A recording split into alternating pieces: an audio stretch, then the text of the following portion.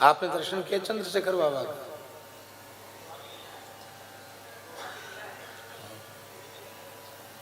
इस युग में भजन के भजन का जो साक्षात स्वरूप है उसकी वे प्रतिमूर्ति थी। अद्भुत जीवन था उनका, अद्भुत जीवन था। भगवत साक्षात्कार संपन्न संत थे। हम समझते हैं कि 70 से 75 वर्ष का काल उनका ब्रज में व्यतीत हुआ। और जब वो गोविंद कुंड पर रह के बाबा भजन करते थे उस समय की उनकी घटना है। अहर्निश भजन करते, 3.5 लाख नाम तो जीवन भर लिया उन्होंने। और मधुकरी करने शाम रात में निकलते थे ब्रजवासियों के घर में, जब दिया बत्ती हो जाती तब निकलते थे और वही टुकड़ा खा के भजन करते थे। और मांगते किसी से थे नहीं, द्रव्य का स्पर्श करते नहीं। सत्य घटना। आज उनका शरीर नहीं है इसलिए हम सुना रहे हैं। गोविंद कुंड में स्नान करते थे, वहीं से करुआ में जल लेके आते थे, वही जल पीते थे। अब कपड़ा तो कपड़ा है ना, कपड़ा गल गया, सड़ गया। और एक दिन की बात है, कपड़ा तो सब फटी गया था। लंगोटी कौपीन कपड़ा वो कई जगह से गांठ बांध के उसको जोड़ा गया था, पर वो इतना गल गया कि वो गिर गया और अब कपड़ा उन पर नहीं रह गया, वे नग्न हो गए। दूसरा कपड़ा नहीं था बाबा के पास। कुटिया में बैठ के भजन करने लगे प्रसन्न मन से कि कोई बात नहीं, अब निर्वस्त्र शरीर से तो ब्रजवासियों के द्वार पे जाना, माता बहनों से कुछ मांगना, ये मर्यादा के विरुद्ध है। इसलिए मन में विचार किया कि अब कोई बात नहीं, हो गया, बहुत देख लिया, अब यहीं भजन करते करते अपने देह का विसर्जन करना है। अब गुफा से कुटिया से बाहर निकलना ही नहीं। इस निश्चय के साथ चंद्रशेखर बाबा बैठ गए भजन करने। 3 दिन 3 रात्रि तक एक आसन से बैठकर जप करते। वस्त्र तो उनका रास्ते में चला गया था, वो बांधने में समर्थ नहीं थे। कौपीन थी वो भी खत्म हो गई, खाली बैठे थे। तीसरे दिन सवेरे भोर में एक लाली गैया हाँकते भई आई। बाबा अरे बाबा, अरे बाबा, तू रोज मधुकरी करवे जावे हो और 3 दिन आती मेरी मैया बहुत कलप रही है, तू मधुकरी करवे क्यों ना गए हो? तो उन्होंने भीतर से कहा, लाली हम बाहर निकलने की स्थिति में नहीं है इसलिए हम नहीं आए। हाँ बाबा तू भले ही बात मन करियो। ले तो कुटिया के बाहर से ही सुंदर पकवान प्रसाद मेरी भैया ने बनाए कि भेजो, और बढ़िया मार्किन का कपड़ा, अचला के लंगोटी बहरवास के लिए पूरा कपड़ा, और सब देके भीतर से खिसका दिया। और फिर अंधेरा था, कुटिया के द्वार ऐसे कर दिया। उन्होंने ध्यान दिया अंधेरे में, क्या हो गया? सोचा कोई खाने की चीज रख के गया, कोई ब्रजवासी, कोई बच्ची खाने की वस्तु रख के गई। देखा तो दिव्य प्रसाद वस्त्र। तो बिना किसी के कहे ये इसको कैसे, इतने भोर में लाली कैसे आई?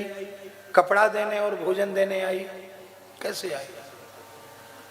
ये कुछ अलौकिक घटना है। वस्त्र तो उन्होंने धारण किए, पर निश्चय किया कि मैं पाऊंगा तब जब इसका रहस्य मालूम चलेगा। रोने लगे। उसी समय उन्हें अनुभूति हुई, साक्षात श्री राधा रानी खड़ी है। और राधा रानी ने कहा, बाबा विह्वल मत हो, मैं ही ये प्रसाद लेके आई और ये वस्त्र लेके आई। अब तुम्हारो भजन पूरा है गयो है, अब तुम वृंदावन में रहो। उसके बाद बाबा ने वृंदारण्य जगह है रमण रेती में, वहां रहे। बाद में दूसरी हमारे ऊपर बहुत कृपा थी बाबा, बहुत कृपा थी। किसी की बात नहीं मानते, हम कुछ प्रार्थना करते सुन लेते। कई बार हमको उनको कथा सुनाने का अवसर मिला। धानुका आश्रम में कथा हो रही थी, ऊपरी मंजिल पे और बिना सूचना के बाबा वृद्ध थे, 2-4 साधु उनको पकड़ के लेके आए, नीचे ऐसे बैठ गए। हम तो एकदम कांप गए, बाबा कैसे? सबको बड़ा आश्चर्य हुआ कि बाबा कैसे आ गए। श्री वृंदावन बिहारी लाल की जय। हम लोग अत्यंत सौभाग्यशाली हैं जो परम श्रद्धेय श्री बालक व्यास जी कृपा करके पधारे हैं और ये बहुत उच्च कोटि के गोभक्त हैं। बहुत बड़ी संख्या में गोवंश की सेवा आपकी सत्प्रेरणा से सर्वत्र हो रही है। आप विराजे। आज ही तो मैंने पूज्य गोपाल जी से आपका स्मरण किया और आज आपका मंगलमय दर्शन, दंडोत पड़ा। विराजे।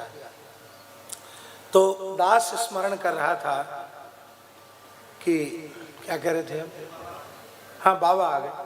तो सबको बड़ा भारी आश्चर्य हुआ कि बाबा अपना आसन छोड़ के कहीं नहीं जाते हैं, बाबा कैसे आ गए?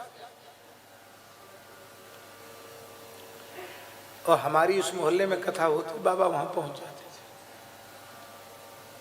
हमको भी बाबा को कथा सुनाने का अवसर मिला।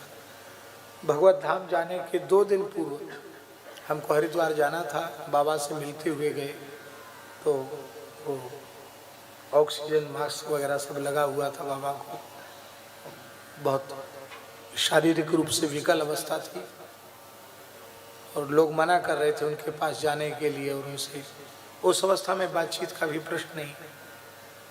तो हमने भी कहा कि नहीं, हम दूर से ही प्रणाम करके, हम भीतर नहीं जाएंगे।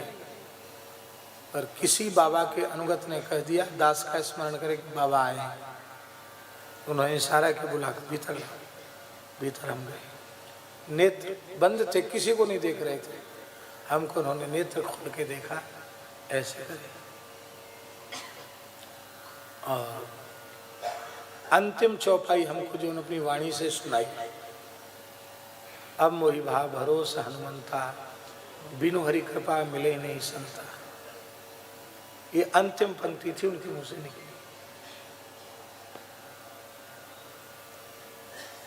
इतने प्रसन्न हो गए मुझे देखकर, क्या कहें। अब मोहि भाव भरोसा हनुमंता, बिनु हरि कृपा मिले ही नहीं संता।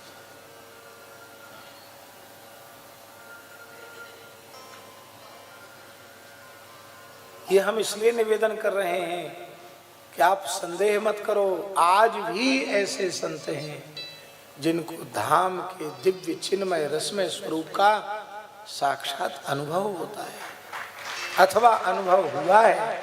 ऐसे संत आज भी ब्रज में विद्यमान हैं, विराजमान हैं। आपका उनका नाम पता बताओ तो वो हम नहीं बता सकते।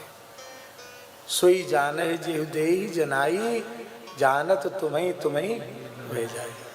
वे कृपा करके जना दें तो भले ही आप जान सकते हैं, अन्यथा आप नहीं जान सकते। भगवान की अत्यंत कृपा है।